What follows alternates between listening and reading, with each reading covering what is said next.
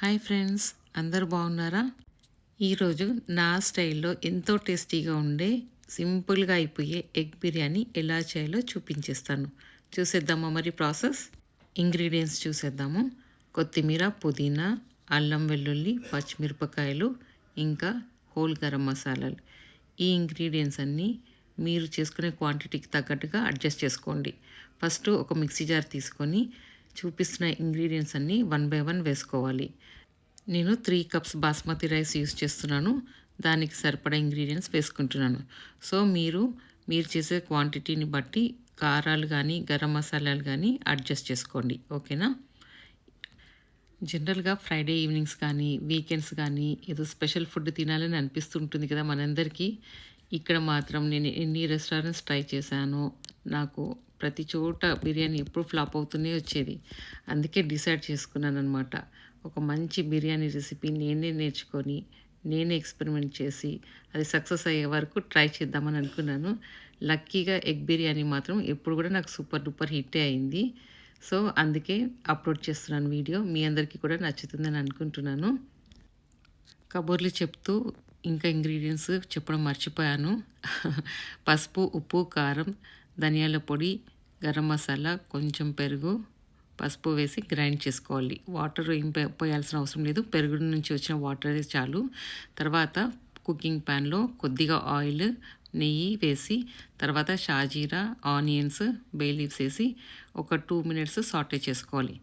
దాని తర్వాత గ్రైండ్ చేసి పెట్టుకున్న పేస్ట్ ఉంది కదా, అది కూడా వేసి బాగా కలుపుకోవాలి.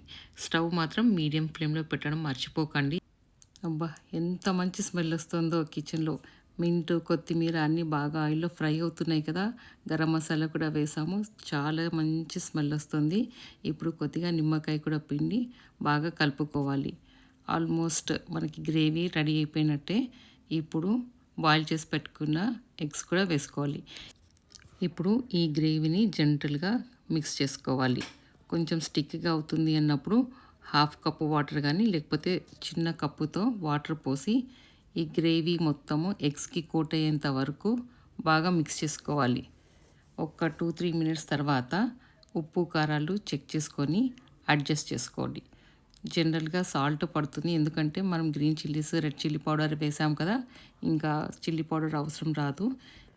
ఇప్పుడు కొద్దిగా కసూరి మేతి పౌడర్, తర్వాత కరివేపాకు కూడా వేసి ఇంకొక 2 మినిట్స్లో లో ఫ్లేమ్లో మనం కుక్ చేసుకోవాలి. ఈ గ్రేవీ అయ్యే ప్రాసెస్లో మనము సపరేట్గా బాస్మతి రైస్ని కుక్ చేసుకోవాలి.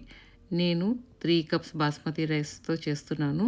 సో 3 కప్స్ బాస్మతి రైస్కి ఒక కప్పుకి 1.5 కప్పు వాటర్, కొద్దిగా నూనె, కొంచెం సాల్ట్ వేసి సపరేట్గా కుక్ చేసుకున్నాను. చూసారా రైస్ ఎంత ఫ్లఫీగా అయిపోయిందో. గ్రేవీ కూడా రెడీ అయిపోయింది. ఇప్పుడు స్టవ్ పైన థిక్ ప్యాన్ కానీ క్యాస్ట్ ఐరన్ కానీ పెట్టి దమ్ ప్రాసెస్ స్టార్ట్ చేసుకోవాలి. రైస్ మీరు స్టవ్ పైన డైరెక్ట్ కుక్ చేసుకోవచ్చు, లేదంటే ఇన్స్టా పాట్లో అయినా కుక్ చేసుకోవచ్చు.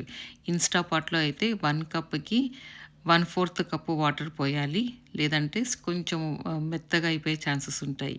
ఓకేనా? ఇప్పుడు గార్నిష్ చేసుకుందాము. నేను రోజ్ పెటల్స్ని సేవ్ చేసి పెడతానండి, డ్రై చేసి.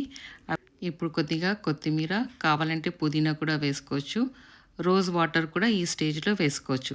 నేను కలర్ వాటర్కి బదులు పసుపు వాటర్ వేస్తున్నాను. మీకు కావాలంటే కలర్ వాటర్ వేసుకోవచ్చు. ఓకేనా? ఇప్పుడు కొద్దిగా నెయ్యి కూడా వేసుకోవాలి. బిర్యానీకి నెయ్యి లేకపోతే ఇంకా పంచి ఉండదు కదా. రోజ్ పెటల్స్ని యాక్చువల్గా మీరు టీ మరిగేటప్పుడు వేసుకోండి, చాలా మంచి ఫ్లేవర్ వస్తుంది. ఎప్పుడైనా ట్రై చేసి ఉండకపోతే అది కూడా ట్రై చేయండి. ఓకేనా? 15 మినిట్స్ లో ఫ్లేమ్లో దమ్ పెట్టేసుకుంటే మనకి ఎంతో టేస్టీగా ఉండే ఎగ్ బిర్యానీ రెడీ అయిపోతుంది. 15 మినిట్స్ అయిపోయింది. ఇప్పుడు చూడండి బిర్యానీ ఎలా ఉందో. వావ్! ఎంత ఫ్లఫీగా ఉందో, ఎంత మంచి స్మెల్ వస్తుందో. చాలా చాలా టేస్టీగా వచ్చింది. డెఫినెట్గా మీరు ట్రై చేయండి. ఆల్రెడీ ఈ బిర్యానీ నేను తినేసాను. ఎడిటింగ్ చేస్తుంటే మళ్ళీ ఆకలేసేస్తుంది. ఈ రెసిపీని మీరు ఎగ్కి బదులు ఒకవేళ వెజిటేరియన్ వర్షన్ చేయాలంటే పన్నీర్తో కూడా సబ్స్టిట్యూట్ చేసుకోవచ్చు. ఓకేనా? చెప్పడం మర్చిపోయాను, నా ఛానల్ నేము ఇప్పుడు ఇన్స్పైర్ బైట్స్ 25 అయ్యిందండి. సో నన్ను అక్కడ ఫాలో అయిపోయింది. ఓకేనా? నా రెసిపీ నచ్చిందా? నచ్చినట్లయితే లైక్ చేయండి, షేర్ చేయండి, అలాగే సబ్స్క్రైబ్ చేసుకోవడం మాత్రం మర్చిపోకండి. Thank you all for watching.